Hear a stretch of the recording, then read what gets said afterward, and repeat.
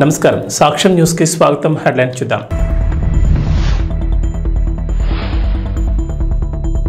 Neat వ్యవహారంపై స్పందించిన తెలంగాణ ముఖ్యమంత్రి రేవంత్ రెడ్డి ఢిల్లీలో పలువురు కేంద్ర మంత్రులతో భేటీ.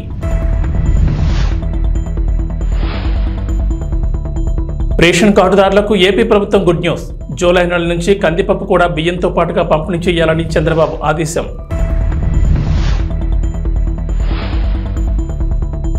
కల్కి సినిమాకి గుడ్ న్యూస్. ఏపీలో భారీగా టిక్కెట్ల రేట్ల పెంపు.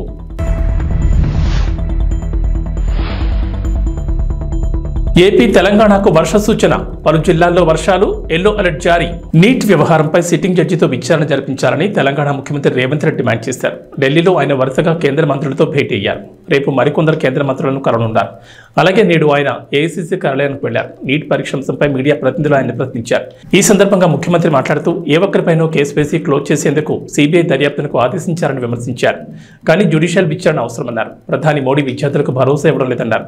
తెలంగాణకు సైనిక్ స్కూల్ కావాలని, ఇదే విషయమై తాను కేంద్ర మంత్రి రాజ్నాథ్ సింగ్ అడిగానన్నారు. ఆయన సానుకూలంగా స్పందించినట్లు చెప్పారు. రేవంత్ రెడ్డి కేంద్ర మంత్రి మనోహర్ లాల్ ఖట్టర్తోనూ భేటీ అయ్యారు. ఈ సందర్భంగా బిఎల్సీ మోడల్లో 2.70 లక్షల ఇళ్లు మంజూరు చేయాలని కేంద్ర మంత్రిని కోరారు. ఇళ్లను పీఎంఏవై కింద నిర్మిస్తామని తెలిపారు. అలాగే స్మార్ట్ సిటీ మిషన్ కాలపరిమితిని ఏడాది పాటు పొడిగించాలని కోరారు. రేషన్ కార్డుదారులకు ఏపీ ప్రభుత్వం గుడ్ న్యూస్ చెప్పింది. రేషన్ కార్డులు ఉన్నవారికి వచ్చే నెల నుంచి రేషన్ దుకాణాల్లో రాగులు కూడా పంపిణీ చేయనున్నారు. ఈ మేరకు పౌర సరఫరాల శాఖ నిర్ణయం తీసుకుంది. ప్రస్తుతం రాయలసీమలో మాత్రమే రేషన్ కార్డుదారులకు రాగులు పంపిణీ చేస్తున్నారు. జూలై నెల నుంచి రాష్ట్రమంతటా రాగులు పంపిణీ చేయనున్నారు. 3 కేజీల బియ్యానికి బదులుగా రాగులు పంపిణీ చేస్తారు. అలాగే సత్యసాయి, చిత్తూరు, తిరుపతి జిల్లా ప్రజలకు జూలై నుంచి జొన్నలు కూడా అందివ్వనున్నారు. ఒకవేళ రాగులు, జొన్నలు తీసుకునేందుకు రేషన్ కార్డుదారులు ఆసక్తి చూపని పరిస్థితులు వాటికి బదులుగా బియ్యం ఇవ్వనున్నారు. మరోవైపు రేషన్ కార్డుదారులకు జూలై నుంచి బియ్యంతో పాటుగా కందిపప్పు, పంచదార కూడా ఇవ్వాలని ఇప్పటికే నిర్ణయం తీసుకున్నారు. బహిరంగ మార్కెట్లో కందిపప్పు ధర భారీగా ఉన్న నేపథ్యంలో సగటు మధ్యతరగతి జీవికి ఊరట కలిగించేలా రేషన్ షాపుల్లో సబ్సిడీ ధరకు కందిపప్పు ఇవ్వాలని ప్రభుత్వం నిర్ణయం తీసుకుంది. గడిచిన కొన్ని రోజులుగా ఏపీలో రేషన్ దుకాణాల ద్వారా కందిపప్పు పంపిణీ నిలిచిపోయింది. సీఎం చంద్రబాబు దృష్టికి ఈ విషయం రాగా జూలై నెల నుంచి కందిపప్పు కూడా బియ్యంతో పాటుగా పంపిణీ చేయాలని ఆదేశించారు. ఆంధ్రప్రదేశ్ డిప్యూటీ సీఎం పవన్ కళ్యాణ్ దీక్ష చేయబోతున్నారు. బుధవారం నుంచి వారాహి అమ్మవారి దీక్ష చేస్తారు. 11 రోజుల పాటు నిర్వహించే ఈ దీక్షలో పండ్లు, ద్రవాహారం మాత్రమే తీసుకుంటారు. గత ఏడాది జూన్ మాసంలో పవన్ కళ్యాణ్ వారాహి విజయయాత్ర చేపట్టిన సంగతి తెలిసిందే. ఆ యాత్ర సందర్భంలోనూ వారాహి అమ్మవారికి పూజలు నిర్వహించి దీక్ష చేపట్టారు. ఈసారి ఈ నెల 26వ తేదీ నుంచి 11 రోజుల పాటు దీక్షలో ఉంటారు. పవన్ కళ్యాణ్కు దైవభక్తి ఎక్కువని చెప్తారు. ఆయన వారాహి అమ్మవారిని పూజిస్తారు. ఎన్నికల ముందు కూడా రాష్ట్ర వ్యాప్తంగా యాత్ర చేసేందుకు సిద్ధం చేసుకున్న వాహనానికి కూడా వారాహి అని పేరు పెట్టిన సంగతి తెలిసిందే. ఆంధ్రప్రదేశ్ ఎన్నికల్లో ఘన విజయం సాధించడంతో ఈ ఏడాది కూడా దీక్ష చేపట్టబోతున్నారు. గతంలో కూడా ఆయన దీక్షలు చేపట్టారు. ఆయన గతంలో చాతుర్మాస దీక్షను చేశారు.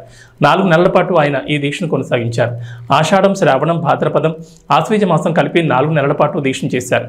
చాతుర్మాస దీక్షలో ఉన్నంతకాలం ఆహార నియమాలు పాటించేవారు. మితంగా సాత్విక ఆహారాన్ని మాత్రమే స్వీకరించేవారు. అంతేకాదు పవన్ ఒక్కపూట మాత్రమే ఆహారం తీసుకునేవారు. సూర్యాస్తమైన తర్వాత కొద్దిగా పాలు, పండ్లు ఆహారంగా తీసుకునేవారు. అలాగే పవన్ కళ్యాణ్ దీక్షను విరమించే సమయంలో హోమాన్ని నిర్వహించేవారు. ఆంధ్రప్రదేశ్లో కూటమి ప్రభుత్వ పాలన మొదలైంది. గత వారం అసెంబ్లీ సమావేశాలు జరగగా మంత్రులు, ఎమ్మెల్యేలు గత వారం అసెంబ్లీలో ప్రమాణాలు చేశారు. అయితే సోషల్ మీడియా వేదికగా డిప్యూటీ సీఎం పవన్ కళ్యాణ్ పై ఓ ప్రచారం జరుగుతోంది. ఆయన ఫోటోను ట్వీట్ చేస్తూ అసెంబ్లీలో నిద్రపోతున్నారంటూ కొందరు ట్రోల్ చేస్తున్నారు. అయితే యువగళం పేరుతో ఓ యూట్యూబ్ ఛానల్ ఉంది. అయితే ఆ ఛానల్లో కూడా పవన్ కళ్యాణ్ టార్గెట్ చేస్తూ వీడియోలు చేశారు. అయితే ఈ యూట్యూబ్ ఛానల్కు టీడీపీకి లింక్ ఉందంటూ ప్రచారం జరుగుతోంది. ఈ క్రమంలో టీడీపీ ఎక్స్ వేదికగా స్పందించింది. జగన్ రెడ్డి పడేసే డబ్బుల కోసం నడుపుతున్న పేజీలు, ఛానల్స్ ఇవి. యువగళం అనే యూట్యూబ్ ఛానల్ టీడీపీకి అనుకూలం అనే విధంగా ఐపాక్ వాళ్ళతో మొదలుపెట్టించారు. గతంలో చంద్రబాబు తిడుతూ ఈ ఛానల్లో వీడియోలు పెట్టారు. ఇప్పుడు జనసేన అధినేత పవన్పై ఫేక్ వీడియోలు చేసి అది టీడీపీ వేసింది అనే విధంగా జనసేనకు అనుకూలంగా అనే విధంగా మరో ట్విట్టర్ పేజీలో పోస్ట్ చేశారు. 2 పార్టీల మధ్య అపోహలు సృష్టించడానికి ఒక పెద్ద కుట్రకు తెరతీశారంటూ మండిపడ్డారు. యువకాలం అనే యూట్యూబ్ ఛానల్తో టీడీపీకి ఎలాంటి సంబంధం లేదు. ఎన్నికల ముందు వరకు ఆ ఛానల్లో టీడీపీకి వ్యతిరేకంగా వీడియోలు పెట్టారు. ఇలా పార్టీల మధ్య, కులాల మధ్య, ప్రాంతాల మధ్య, సినిమా ఫ్యాన్స్ మధ్య కుట్రలు చేసే నీచ బుద్ధి ఈ దేశంలో జగన్ రెడ్డి ఒక్కరికే ఉంది. దయచేసి ఇలాంటి ఫేక్ వార్తలు నమ్మొద్దని, ఇలాంటి వాటిపై త్వరలోనే చట్టపరమైన చర్యలు తీసుకుంటామని చెప్పారు. ఎవరెన్ని కుట్రలు చేసినా ఈ రాష్ట్ర భవిష్యత్తు కోసం రాష్ట్రం నుంచి సైకోగాళ్లను శాశ్వతంగా తరిమేసేదాకా టీడీపీ, జనసేన మైత్రి కొనసాగుతూనే ఉంటుందంటూ ట్వీట్ చేశారు. ఈ విధంగా ఆలోచన చేసేటువంటి చంద్రబాబు నాయుడు గారికి, పవన్ కళ్యాణ్ గారికి కూడా మనకు ధన్యవాదాలు చెప్పి, వారు ఏ ఆలోచనతో ఇచ్చారో దాన్ని సబూగా జరిపించడం కోసం మనందరూ కూడా ప్రయత్నం చేయవలసినటువంటి ధన్యవాదాలు చెప్పి, వారు ఏ ఆలోచనతో ఇచ్చారో దాన్ని సబూగా చెప్పి, వారు ఏ ఆలోచనతో ఇచ్చారో దాన్ని ఏపీ ముఖ్యమంత్రి తెలుగుదేశం పార్టీ అధినేత నారా చంద్రబాబు నాయుడు తెలుగు తమిళకు శుభవార్త చెప్పారు. గత ప్రభుత్వ హయాంలో అధికారం ఉందనే అహంకారంతో విర్రవీగి టీడీపీ నేతల్ని కార్యకర్తల్ని వేధించిన వైఎస్ఆర్సీపీ నేతల్ని టీడీపీలోకి తీసుకునేది లేదని తేల్చి చెప్పారు. గత ప్రభుత్వంలో టీడీపీకి నష్టం చేసిన వారిని అలాగే చట్టవిరుద్ధంగా వ్యవహరించిన వారిని వదిలేది లేదన్నారు.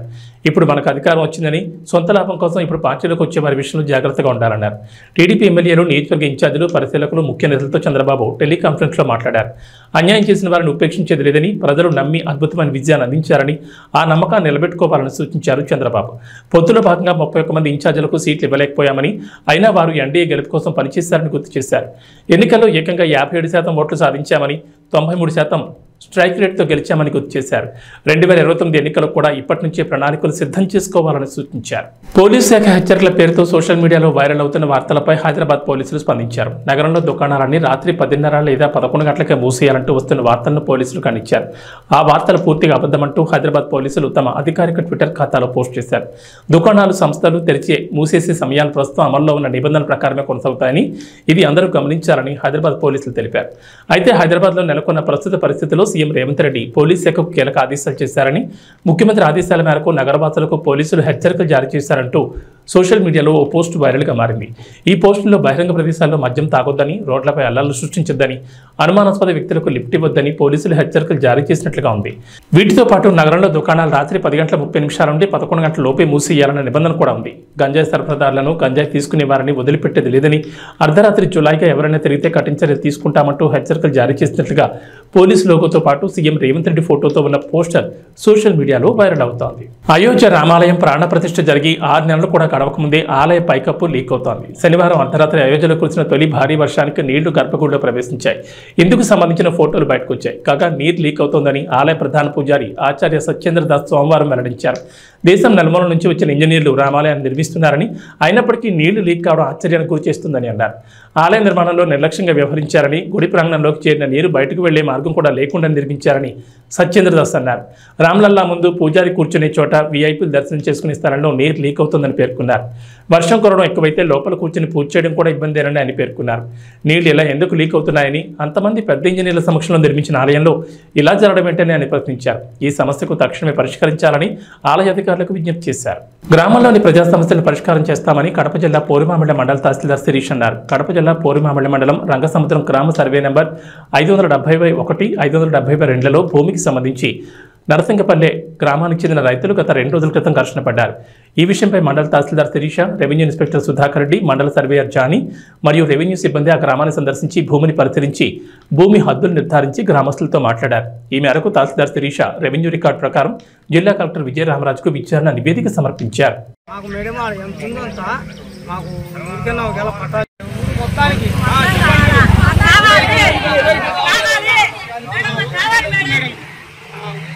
మొత్తం వాళ్ళ కానీ మా కానీ ఏకత్వం మొత్తం అందరికి ఈరోజు పోగొట్టుకుంటే రేపు ఏ దానికి లేదు.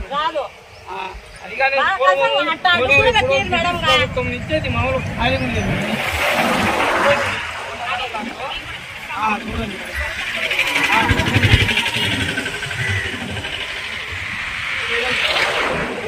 ఆత్నాలందు లేదు అటువంటి ఇదే పొలాలతో పొలాలను పోతాను ఉండదు. నేను పోతాను కానీ వాళ్ళ పట్టాలే అని నాకేం మాకు దారి చెప్పదు.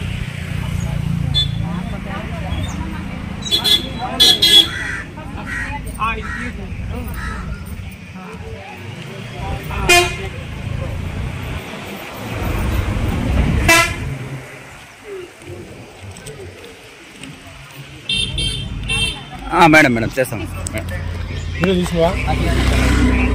రాయలసీమ జిల్లాలో వర్షాలు పడడంతో రైతులు ఖరీఫ్ సాగుకు సన్నద్ధమవుతున్నారు. వేరుశెనగ, కంది, టమాటో, మిరప, పత్తి సాగు చేస్తున్నారు. సేద్యం ఖర్చుకు భరించలేక పలువురు రైతులు తమ పిల్లలు, కుటుంబ సభ్యుల రెక్కల కష్టాన్ని నమ్ముకుని సేద్యం పనులు చేస్తున్నారు.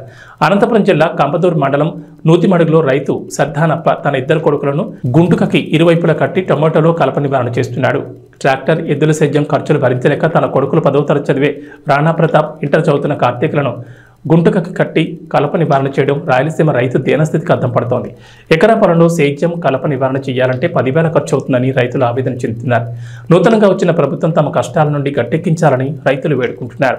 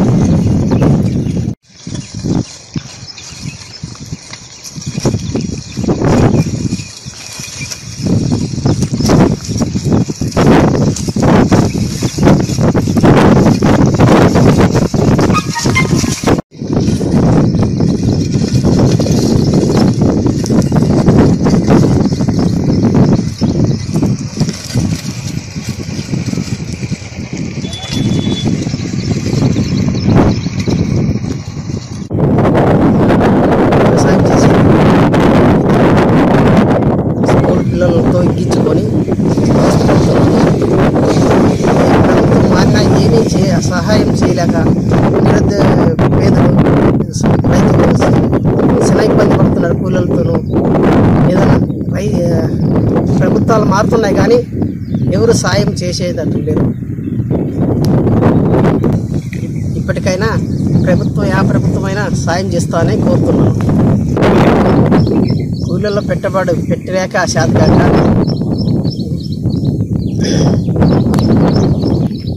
కూలీలకు పెట్టుబడి పెట్టలేక కూలీలకు 20-30 వేలు అవుతుంది. దానికి కూలీలను పట్టుకొని అవస్థ పడుతున్నాను. ఇప్పటికైనా గవర్నమెంట్ సాయం అవుతుందామని కోరుతున్నాను. డామిట్ కథ అట్టం తిరిగి కటకటాల్లోకి. ₹1 కోటి అప్పు ఎగవేతకు వేసిన ప్లాన్ బెడ్స్ కొట్టింది. తాను తీసుకున్న అప్పు చెల్లించకుండా ఎగవేతకు ప్లాన్ చేసిన వ్యక్తి జైలు పాలయ్యాడని తాడేపల్లి సీఏ కళ్యాణ్ రాజ్ అన్నారు.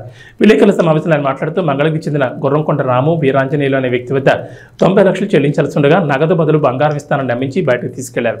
బంగారం ఇచ్చినట్లు ఇచ్చి తన మనుషుల చేత దొంగతనం చేయించి కటకటాలు పాలయ్యాడన్నారు. అందరికీ నమస్కారం. విసిపోయే నిజాలు ఏంటంటే ఈ రాము ఎవరైతే ఉన్నారో ఇతను వీరాంజనేయులకి సుమారు వడ్డీ దగ్గరికి ₹1 కోటి దాకా ఇవ్వాల్సిన సందర్భంలో ఆ డబ్బులు ఎగవేయాలనే తలంపుతో రాము అనే వ్యక్తి మంగళగిరి పట్టణానికి చెందినటువంటి రత్న బబ్బులు మహబూబ్ బాషా అనేటువంటి అతని యొక్క స్నేహితులతో ఒక కుట్రపూరితంగా మోసానికి పాల్పడాలని తద్వారా ఆ డబ్బుల్ని వీరాంజనేయులకి వాళ్ళు ప్లాన్ చేసుకొని వాళ్ళు ఈ విధంగా విజయవాడ నుంచి మంగళగిరి వెళ్తుండగా ఇద్దరు కలిసి వెళ్ళేటప్పుడు కొంతమంది వ్యక్తుల్ని హైర్ చేసి బ్యాగ్ లిఫ్టింగ్ పర్పస్ గుంటూరు నుంచి ఒక 3 వ్యక్తుల్ని హైర్ చేసి దీనికి ఈ పథకం ప్రకారంగా ఆ బ్యాగ్ ని రాము దగ్గర నుంచి లిఫ్ట్ చేయడం జరిగింది. ఈ విధమైన పథకాన్ని అమలు చేసేదానికి రాము సుమారు ₹10 లక్షల ఈ టీమ్ కి ఆఫర్ చేసినారు. అందులో భాగంగా ₹1 లక్ష ఇవ్వడం కూడా జరిగింది. ఈ కేసు అంతా హడావిడి జరిగిన తర్వాత రిమైనింగ్ ₹9 లక్షల కూడా ఇస్తానని చెప్పడం జరిగింది. ఈ కేసుని పకడ్బందీగా వితిన్ 20 అవర్స్ లోనే ఈ కేసుని ఛేదించడం జరిగింది. బేరప్ప ఆలయ నిర్మాణానికి అనుమతి ఇవ్వాలని ప్రభుత్వం వెంటనే స్పందించి న్యాయం చేయాలని, లేకపోతే రాష్ట్ర వ్యాప్తంగా గొల్ల కురుమల ఆధ్వర్యంలో నిరసన కార్యక్రమం చేపడతామని రాష్ట్ర కురుమల యువ చైతన్య సమితి అధ్యక్షుడు నరసింహ అన్నారు. గజ్వేల్ పరిధిలోని ఆర్&ఆర్ కాలనీలో బ్రాహ్మణ బంజేర్పల్లి గ్రామంలో కురుమ సంఘం ఆధ్వర్యంలో రాష్ట్ర కురుమ సంఘం నాయకులు సమావేశం నిర్వహించారు. ఈ సందర్భంగా మాట్లాడుతూ తొగుట మండలంలోని బ్రాహ్మణ బంజేర్పల్లి గ్రామంలో కురుమ కులస్తులకు బీరప్ప దేవాలయానికి సంబంధించి 2 ఎకరాల స్థలం, దేవాలయం గొల్ల కురుమల 5 ఎకరాల స్థలం సొంతంగా డబ్బులు పెట్టి కొనుగోలు చేశారు. కానీ మల్లన్న సాగర్ రిజర్వాయర్ నిర్మాణంలో సొంత ఇండ్లతో సహా వ్యవసాయ భూములు దేవాలయం వాడు కొనుగోలు చేసిన జాగాలు మొత్తం పోవడం జరిగిందన్నారు. అప్పటి ప్రభుత్వం సిద్దిపేట జిల్లా కలెక్టర్ అందరూ కూడా మీకు గుడికి గుడి బడికి బడి అన్ని విధాలా ఇస్తామని హామీ ఇచ్చి గజ్వేల్ పట్టణ శివార్లోని అలండర్ కాలనీలో బ్రాహ్మణ బంజార్లపల్లి గ్రామస్తులకు కుల స్థలాలు ఇచ్చారు. కానీ దేవాలయం నిర్మించుకోవడానికి స్థలం చూపించలేదు. కురుమల ఆరాధ్య దైవమైన బీరప్ప అక్క మహంకాళి దేవాలయాలు నిర్మించేందుకు స్థలం ఇవ్వమని ప్రభుత్వాన్ని కోరగా ఫారెస్ట్ దగ్గరలో ఉన్న 20 గుంటల స్థలంలో గ్రామంలోని వివిధ వర్గాలకు చెందిన దేవాలయాలు కట్టుకోమని ప్రభుత్వం చెప్పారు. కానీ ఆ 20 గుంటల స్థలంలో కురుమల ఆరాధ్య దైవమైన బీరప్ప దేవాలయం నిర్మించుకుంటామని, ఎట్టి పరిస్థితుల్లో దీన్ని వదులుకోబోమని ప్రభుత్వం వెంటనే స్పందించి న్యాయం చేసి దేవాలయాలు కట్టుకునేందుకు అనుమతినివ్వాలని, లేకపోతే రాష్ట్ర వ్యాప్తంగా గొల్ల కురుమల ఆధ్వర్యంలో నిరసన కార్యక్రమం చేపడతామని డిమాండ్ చేశారు. ఈ కార్యక్రమంలో ఉపాధ్యక్షుడు వెంకటేష్, ప్రధాన కార్యదర్శి మేస సత్యనారాయణ, లకుడారం సర్పంచ్ కందూరి ఐలయ్య, కొడకండ్ల మాజీ ఎంపీటీసీ అంజయ్య, కురుమ సంఘం నాయకులు పాల్గొన్నారు. ముంపు ప్రాంతాలకు ఏదైతే హామీ ఇచ్చి గత ప్రభుత్వం వారి స్థావరాలను తొలగించి వేరే స్థావరం ఏర్పాటు చేసిందో అందులో భాగంగా మీ భూములకు భూములు, ఇండ్లకు ఇండ్లు, గుడికి గుడి బడికి బడి అని చెప్పి ఆ రోజు తన భూములను లాక్కొని వాళ్ళను పక్కకు పంపించడం జరిగింది. సరే పక్కకి ఇచ్చిరు, భూములకు భూములు ఇస్తామన్నారు, మా గుడికి గుడి ఇస్తామన్నారు. ఏది అని ఇక్కడి కులస్తులు గ్రామ సర్పంచ్ని అడిగినప్పుడు కొంత స్థావరాన్ని చూపెట్టడం జరిగింది. అది ఒక లెవెల్ లేకుండా ఉన్న భూమిని చూపెడితే ఈరోజు కొంత కష్టపడి ఆర్థికంగా ఖర్చు పెట్టుకొని దాన్ని ఒక లెవెల్ చేసుకొని ఇవాళ దేవుడా మేము అన్ని కోల్పోయినాం, ఈరోజు నువ్వే దిక్కని మొక్కుదాం అనుకున్న సమయానికి ఈ జాగను కూడా మీకు ఎటువంటి చట్టబద్ధత లేదు, మీకు పట్టాలు లేవు, ఇందులో గ్రామానికి సంబంధించింది వివిధ గ్రామ దేవతలను కూడా నెలకొల్పుతామని మాది సుమారు 7 ఎకరాల భూమి బీరప్ప గుడిది మల్లన్న సాగర్ ముంపు గ్రామంలో పోయినటువంటి గ్రామాన్ని ఇక్కడ గజ్వేల్లోని ఆర్&ఆర్ కాలనీలో కేటాయించి ఇండ్లు అక్కడి నుంచి ముంపు ప్రాంతంలో గత ప్రభుత్వంలో ఏదైతే కుర్మలు ఉన్నారో ఆ కుర్మలు ఇళ్లకు ఇల్లు ఇచ్చి గుళ్ళకు గుళ్ళు బళ్ళకు బళ్ళ అని చెప్పి కార్యక్రమంని ఆ రోజు మొదలుపెట్టి గత ప్రభుత్వం ఏదైతే ఇక్కడికి తరలించడం జరిగింది. అందులో బీరప్ప గుడి 2 ఎకరాల విస్తీర్ణంలో కన్నా పెద్ద మర్రిచెట్టు గల బీరప్ప గుడిగా ఉండే, అదేవిధంగా ఒక 5 ఎకరాల గ్రామంలో ఉన్నటువంటి అందరూ కుటుంబాలంతా కలిసి గొర్రెలకు మేకలకు షెడ్డుకు కొనుక్కున్నటువంటి భూమి ఇవన్నీ కూడా కోల్పోవడం జరిగింది గత ప్రభుత్వం హయాంలో. అయితే గత ప్రభుత్వం ఇక్కడికి వీళ్ళని తరలించడం జరిగింది. ఏదైతే మల్లన్న సాగర్ ప్రాజెక్టులో భాగంగా ఇక్కడ వీళ్లకు మా కులాదైవం ఏంటంటే బీరప్ప గుడి అనేది మా కులాదైవం దేవుడు కాబట్టి అప్పుడు తౌట మండలంలో ఉన్నటువంటి బ్రాహ్మణ బంజేర్పల్లి అప్పుడు ప్రభుత్వం అప్పుడు మల్లన్న సాగర్ ప్రాజెక్టులో భాగంగా ఆ గుడి అక్కడ ఉన్నటువంటి భూములను కోల్పోయి ఎంతో వాళ్ళు పేదవారిగా మిగిలినారు. అక్కడ ఉన్నటువంటి భూములు మల్లన్న సాగర్కి తీసుకుంటే పక్కనున్న గ్రామాలు ప్రజలు ఎంతో మంది మేలు జరిగింది. వాళ్ళ భూములు పోతే పక్క గ్రామాలు జిల్లాలను దాటిపోయి అక్కడ మల్లన్న సాగర్ ప్రాజెక్టు వల్ల ఎంతో మంది సుఖపడుతురు, ఎంతో పంటలు పండించుకుంటారు. కానీ అలా ప్రాజెక్టులో పోయినటువంటి మా కుర్మకులస్తులైనటువంటి వీళ్లకు అన్యాయం జరిగింది. కాబట్టి ఇప్పటికైనా కలెక్టర్ గారు కానీ ఆర్డీఓ గారు కానీ ఇప్పటికైనా స్పందించి ఈ కుర్మలకు సంబంధించిన కులాదైవమైనటువంటి బీరప్ప గుడిని ఇక్కడ కట్టేటట్టు మంజూరు చేయాలని, అలాగే వాళ్ళకు కుర్మ కులస్తులకు కేటాయించినటువంటి ఈ అద్దెగ్రం జాగా వాళ్లకు ఖచ్చితంగా ఒకవేళ రేపు మా కుర్మ కులస్తులకు ఏమన్నా అన్యాయం జరిగినా ఇక్కడ బీరప్ప గుడి స్థలానికి ఏమైనా అన్యాయానికి గురైనా అధికారులు పట్టించుకోకపోతే ఆర్డీఓ గారు కానీ కలెక్టర్ గారు కానీ ఎంఆర్ఓ గారు కానీ ఇక్కడ ఉన్నటువంటి ప్రజాప్రతినిధి స్థానికంగా ఎవరు పట్టించుకోకపోయినా మేము కేవైసీ మా కుర్మ కమిటీ తరపున పెద్ద ఎత్తున ఆందోళన చేస్తాం, కలెక్టర్ను ముట్టడిస్తాం. మేము స్థాన ఉధృతం చేసి పోరాటం చేసి మా కుర్మ కులస్తులైనటువంటి భూమి మేము దక్కించుకునేటట్టు మేము ముందుంటామని ఈ సందర్భంగా తెలియజేసుకుంటున్నాం. రెబల్ స్టార్ ప్రభాస్ నాగాశ్విన్ కాంబోలో వస్తున్న కల్కి 2898 ఏడీ చిత్రం రిలీజ్ దగ్గర పడుతోంది. మరో 2 రోజుల్లో విడుదల కానున్న ఈ చిత్రంపై భారీ అంచనాలున్నాయి. ఇప్పటికే రిలీజ్ అయిన ట్రైలర్ కి సూపర్ రెస్పాన్స్ వచ్చింది. భారీ యాక్షన్ ఎంటర్టైనర్ గా రాబోతున్న ఈ చిత్రానికి గుడ్ న్యూస్ ఇచ్చింది ఏపీ సర్కార్. ఆంధ్రప్రదేశ్లో కల్కి టికెట్ల రేట్ల పెంపు విషయంలో కీలక నిర్ణయం తీసుకుంది. సింగిల్ స్క్రీన్లకు 75, మల్టీప్లెక్స్లకు 125 వరకు టికెట్ రేట్లు పెంచుకునేందుకు అనుమతులు ఇచ్చింది ఏపీ ప్రభుత్వం. అంతేకాకుండా అదనపు షోలకు కూడా పర్మిషన్ ఇచ్చింది. ప్రతి థియేటర్లో 5 షోలు వేసుకునేందుకు అనుమతించింది. దీంతో గత 5 ఏళ్లలో ఏ సినిమాకి లేనంతగా అదనపు టికెట్ ధర కల్కికి దక్కింది. ఈ మేరకు ఉత్తర్వులు జారీ చేసింది ఏపీ ప్రభుత్వం.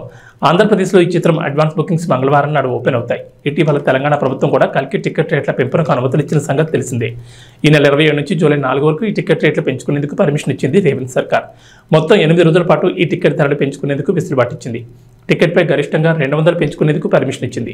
సింగిల్ స్క్రీన్ థియేటర్లలో 75, మల్టీప్లెక్స్లో అయితే 100 వరకు పెంచుకోవచ్చని తెలిపింది. టీమిండియా కెప్టెన్ రోహిత్ శర్మ మరోసారి అదరగొట్టాడు. T20 వరల్డ్ కప్ 2024లో భాగంగా సోమవారం ఆస్ట్రేలియాతో జరిగిన మ్యాచ్లో విధ్వంసం సృష్టించాడు. డారెన్ సామి నేషనల్ క్రికెట్ స్టేడియం వేదికగా జరిగిన ఈ మ్యాచ్లో 41 బంతుల్లోనే 92 పరుగులు బాదాడు. తన కెరీర్లోనే బెస్ట్ ఇన్నింగ్స్లో ఒకటిగా నిలిచిపోయేలా హిట్ మ్యాన్ ఆడాడు. తన ఇన్నింగ్స్లో 7 4లు 8 సిక్సర్లు బాదాడు. భారత్ 205 పరుగుల భారీ స్కోర్ సాధించడంలో కీలక పాత్ర పోషించాడు. ఈ మ్యాచ్లో సిక్సర్ల సునామీ సృష్టించిన రోహిత్ శర్మ సంచలన రికార్డు సృష్టించాడు. ఆసీస్పై 8 సిక్సర్లు బాదడంతో ప్రస్తుతం T20 ప్రపంచ కప్లో రోహిత్ శర్మ సిక్సర్ల సంఖ్య 13కు చేరింది.